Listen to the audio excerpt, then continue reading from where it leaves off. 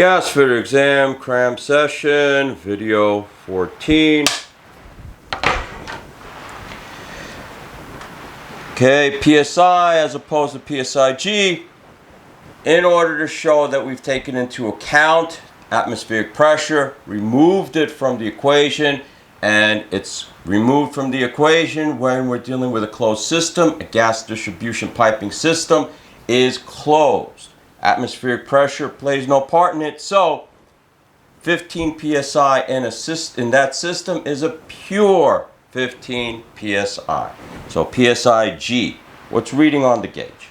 So, just so you know, because that is the official wording in the code. Okay, their pressures are PSIG, not just PSI.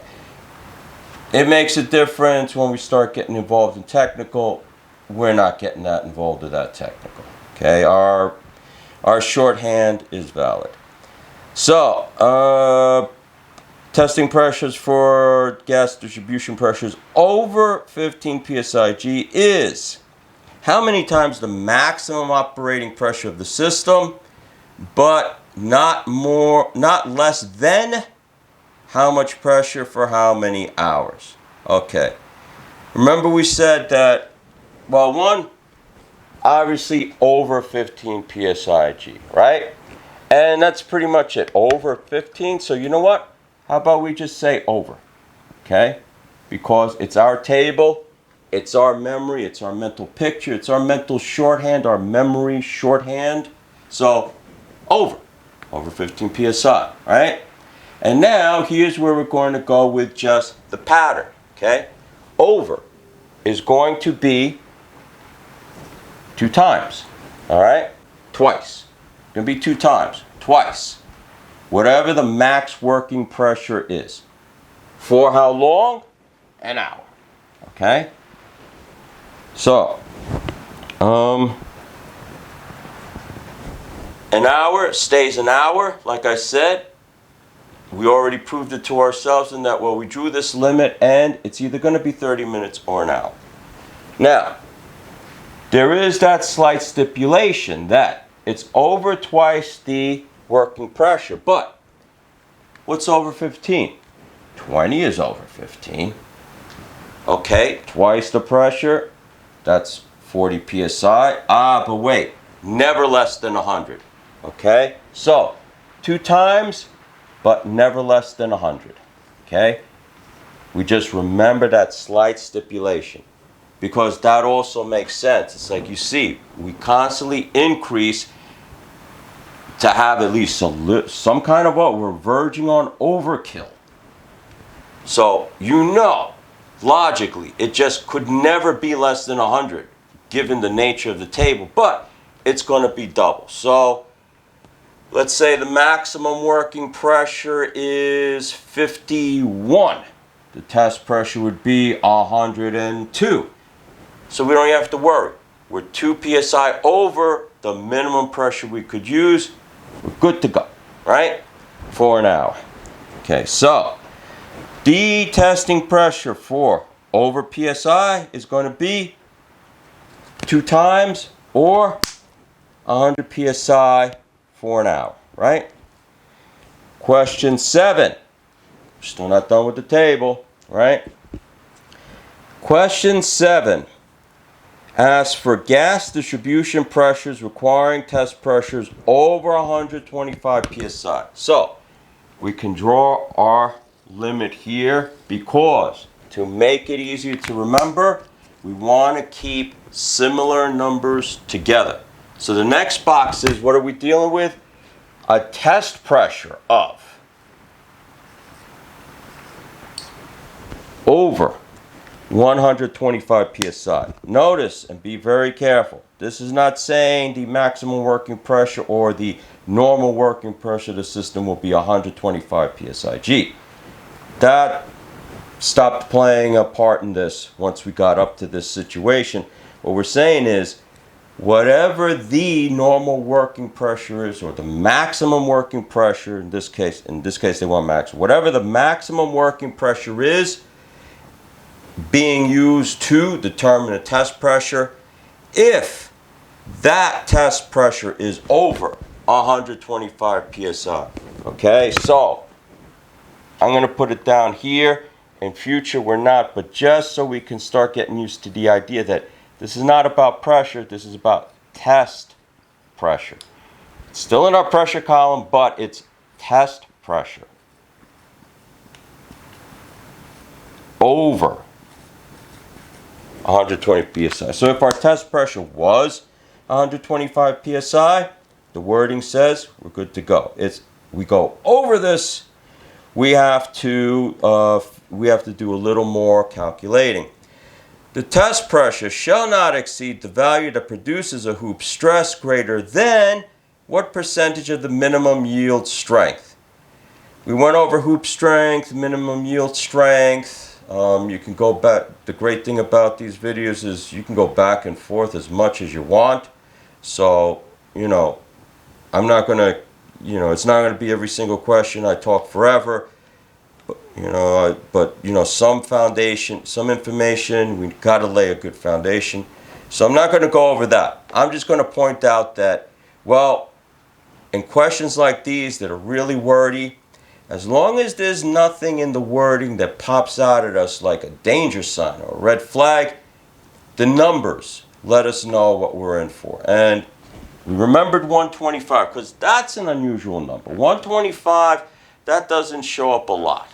So once again, we're going to use something that strikes out at us. I said for the thread lengths and number, I used 7/8 because that's a weird number. That doesn't show up a lot. 7/8? No. An eighth will show up a lot. Eighth is everywhere. There's a lot of places eighth is the right answer in the code. 7/8? No, not really. So that always struck out at me. I'm going to use that. Here, 125 strikes out at me because this is the guy that's thrown the whole table off again. This is the guy that stands out like a sore thumb. This is the guy that didn't want to be like everyone else because it's 125 over 125. These were limits here. This is not over this. It's 125 and it's not a working pressure. It's a test pressure. That number really unsettles me. So I'm going to remember that. And it's going to be my trigger, my signal for this because this is really where you're only going to see it. So 125 and it's like, okay, exceed a value, hoop stress, percentage of the minimum yield strength. Percentage. I remembered that with this one, as opposed to the other pressures, there was a percentage. In this case, 50%.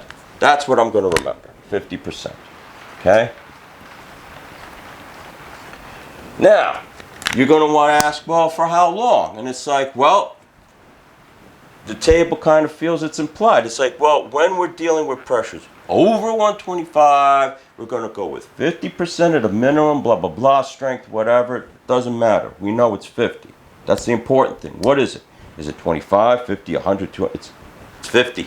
Okay? To determine the test pressure, we're going to, to determine what pressure we're going to use in that, we want to make sure that however much we are over 125, we're going to observe the limit. We're not going to go to a test pressure that's going to stress out the system, that the system can't handle. In that case, the code says it acknowledges such a thing as overkill, and that can happen. It's going to say, all right, look, we want a lot. We want as much as possible to make sure this is going to hold. But steel is steel, and steel, like anything in the world, has its limitations. The man of steel has kryptonite, Right? So, in this case, steel has a hoop stress, minimum yield strength, half of it. This is just to determine what pressure we're going to use. But of course, once we know what the pressure is, anything over 15 is for an hour. So we don't bother with the hour. It's understood. It's going to be an hour. Like I said, it's either 30 minutes or an hour, and 30 minutes only applies to the first two. And this is the weird guy. So we'll remember. Right now, I put a few words in it because this is a little something. But Later on, we know we're just going to say 125 for 50. We're not even going to use the percentage because we're going to know it's 50%. And 50% is going to be our trigger, our memory trigger on the exam when they ask for what percent? 50%. Okay, and while we're here, it doesn't, no, you know what? We don't need to go to the other ones because I already see there's some questions here that are going to ask it. So good. So for now, half, 3 for 30, 5, 50 for 30, 15, 100 for 1, over, 2 times for 1, but never less than 100, right? Test pressures over 125, 50% of the strength of the pipe. We'll say it that way. It's close enough. We'll get it right. 50% strength of the pipe. The question will, the question will tell us that that's what it is. So we're going to leave these at that, right? And we're going to continue to streamline it because when we say 2 times, we're going to be doing this so many times that after a while we don't need to remember that it's 100. Of course, it'll never fall below 100. And we'll get rid of this and the percentage, okay, because we'll get it into our psyche that this is talking about a test pressure. These are talking about a working pressure. This is not talking about anything like that. This is a percentage, but you'll see. The more you do it, the more it just becomes instinctive.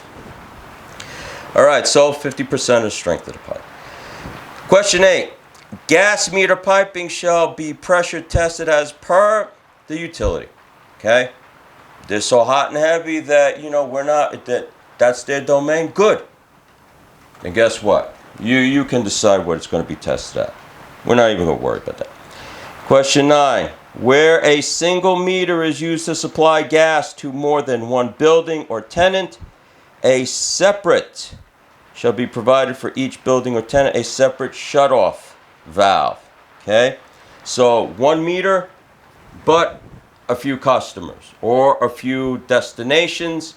Each destination gets its own shutoff valve. Okay? When in doubt, more valves than less. When in doubt, shutoff valve. Okay? It's not going to hurt you to put a shutoff valve. Okay?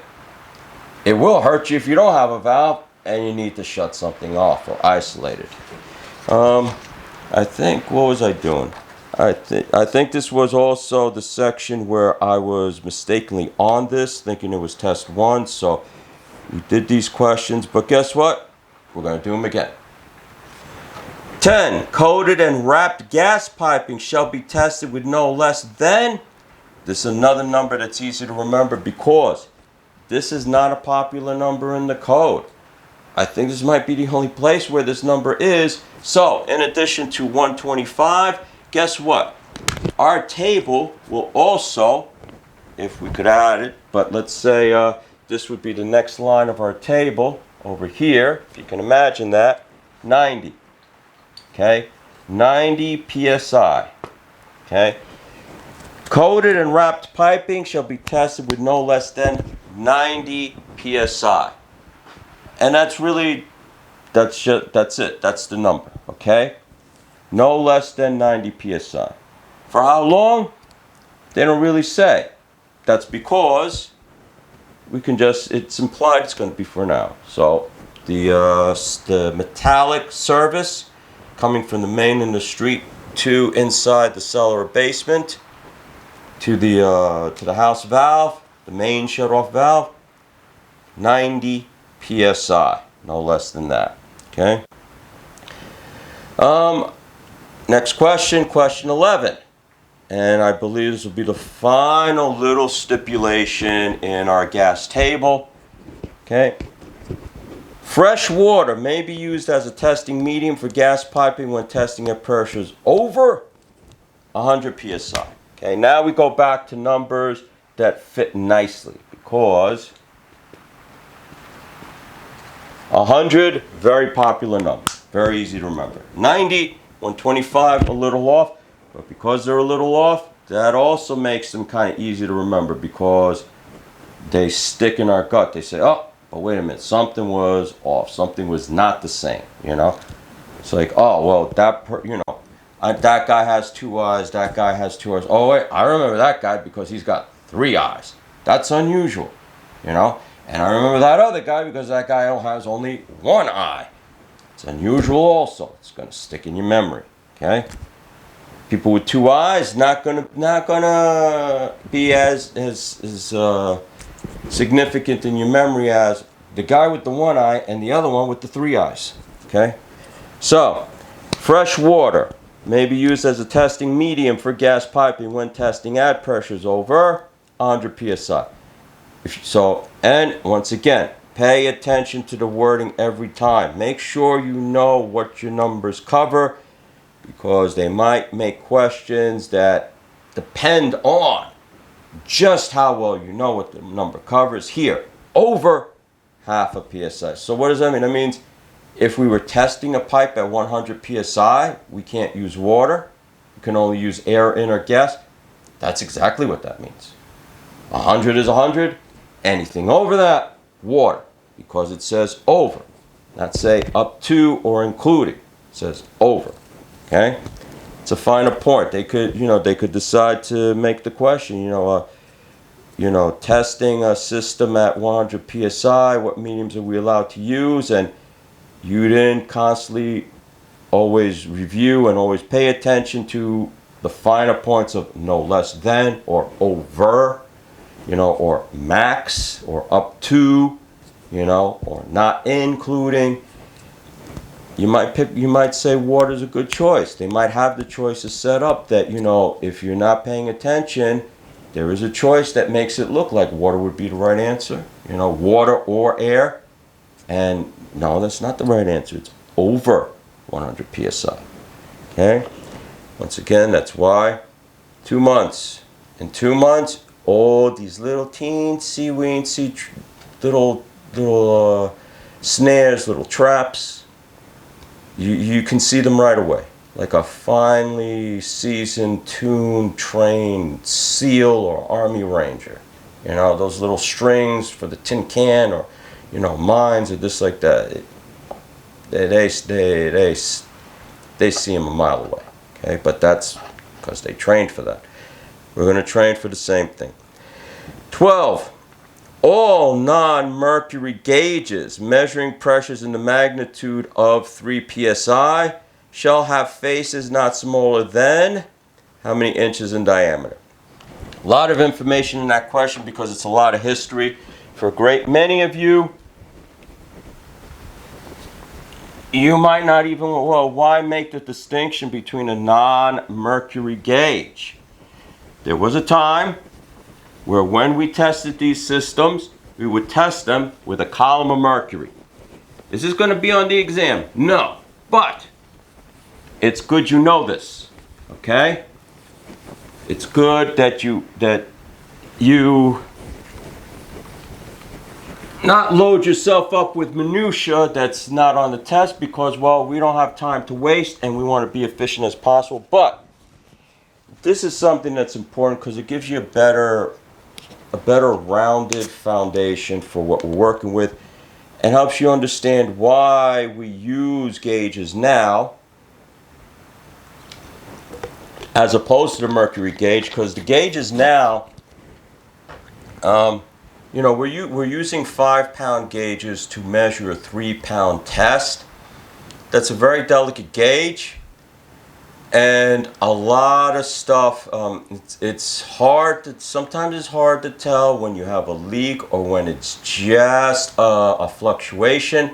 And I'm going to tell you right now, since, I'm a lot older than I look, so I've worked with the mercury gauge. I'm going to tell you right now, the non-mercury gauges or analog digital gauges, in other words, the dials, they suck. Okay? Why do they suck? Well, because a mercury gauge was so awesome and it just really gave you a definitive result that when you go from a mercury gauge to the analog gauge, I'm sorry, but they suck. And I'll show you why. Okay? A mercury gauge was like this. We have the system, right? We have the test valve, right? And we hook up to the mercury gauge. The mercury gauge consists of a little pot, you know, and it's screwed down onto a column that looks like a big giant thermometer that's open to atmosphere, okay? It's kind of like those manometers that the utility uses, but we're not using water, we're using mercury. And we have our graduations, okay? Okay, so in order to test at 3 psi, we had to understand that mercury is, for every 2 inches of mercury, that was 1 psi. So, for every 2 inches of mercury, we'd get 1 psi, so we would have to raise it up to the 6-inch mark. Okay, so let's say we raised it up to the 6-inch mark. Now, the pressure in the system raises it to a 6. There's mercury sitting in here, that liquid shiny metal. It's mercury sitting in here. The pressure will push the mercury up to 6 inches. Remember, we left this open atmosphere, and what did we say atmospheric pressure was? Atmospheric pressure was 15 psi, right? Now, 15 psi is pushing down. So, one of the characteristics of mercury was whenever you push this column up, it would round out. It would bulge out. It would be a nice round top, a crown, okay? Now, if you have no leaks in this system, then the pressure here, pushing on the mercury here, is enough to keep that crown rounded, even though we have 15 psi pushing down on it. Okay, barometers that show you atmospheric pressure and tell you like when it's high or low and when a storm's coming or not.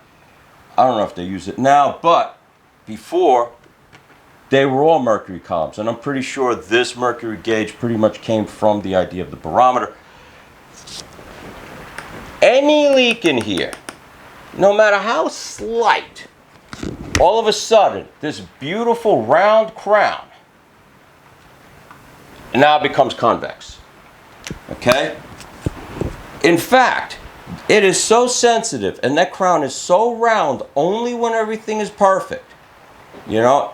And this is including fluctuations, you know, stabilizing the medium order. It can move up and down. That's not going to be a big deal. It can be a little above 6, a little below 6, simply because you will have changes in heat, cold, etc. That makes a difference. But the crown stays round, you know that's a fluctuation. That's a stabilizing at a test medium, etc. The inspector sees a round crown after, you know, anywhere in 30 minutes or after 30 minutes. It's like, it's a pass, no doubt about it. You don't need, I mean, the teensy-weensiest little leak.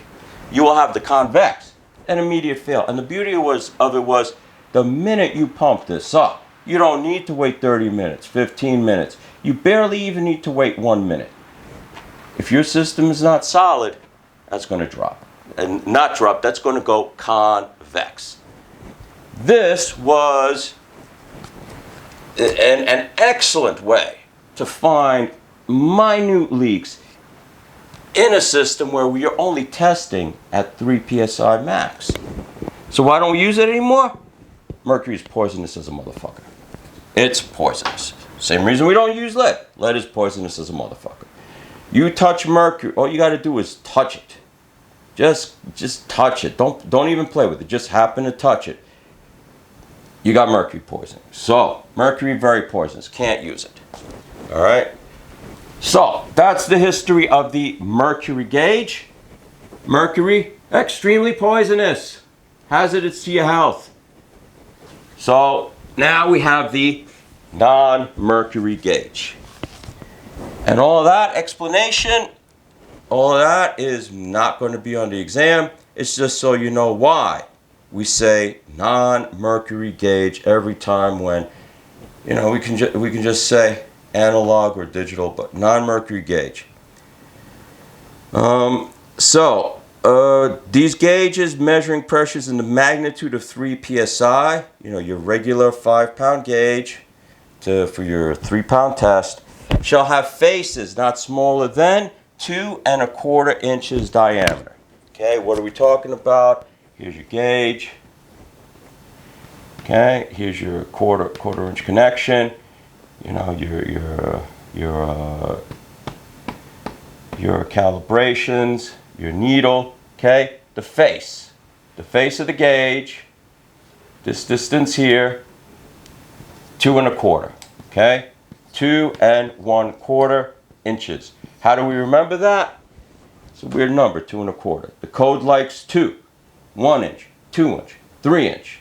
And then from 3 inch, 6 inches, 12 inches, 1.5 feet. What's a 1.5 feet again? 18 inches, right? 1.5 feet. The minimum height of the vent terminal on the outside of the building, 18 inches, 1.5 feet, right? 2 1/4, weird number. I think 2 1/4, we don't even have 2 1/4 pipe. We have 2.5 inch pipe, not 2 1/4. So 2 1/4 really only applies to the 5-pound gauge, 3-pound testing pressure gauge. You'll remember it because it's a weird number, right? 2 1/4. Question 13. To protect an analog gauge, the dial gauge, and they need protection. Like I said, they are extremely delicate. They break all the time. I mean, it doesn't take much to break them to the point where you can't get a good test off of them. They suck, okay? But they're not poisonous. Okay. To protect an analog gauge from excessive test pressures, a tire gauge shall be used to test the magnitude of pressure from the American valve, Schrader valve, snifter valve, all of the above. What are we talking about?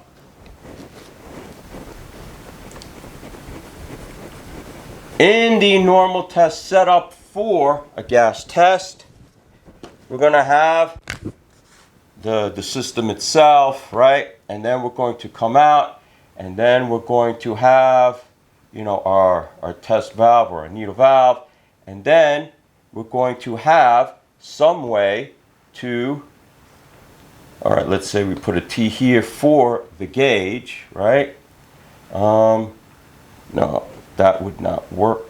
That's not gonna, let's see, because we want to put, yeah, we can do that because we'll have a valve here.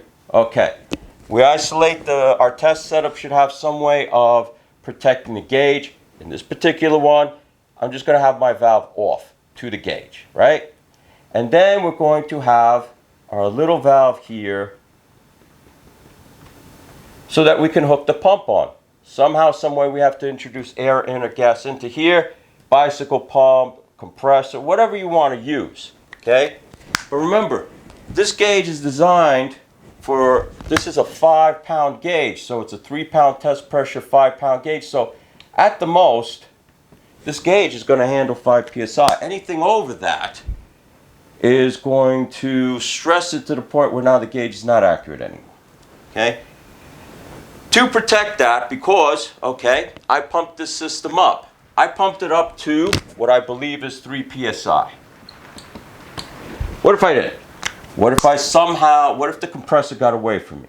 What if I somehow pumped it up? I thought I was pumping to 3 psi, but I actually pumped it to 30? Uh-oh.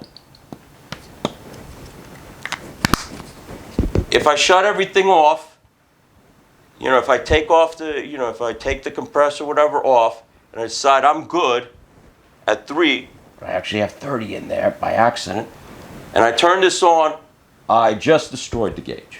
Okay? So,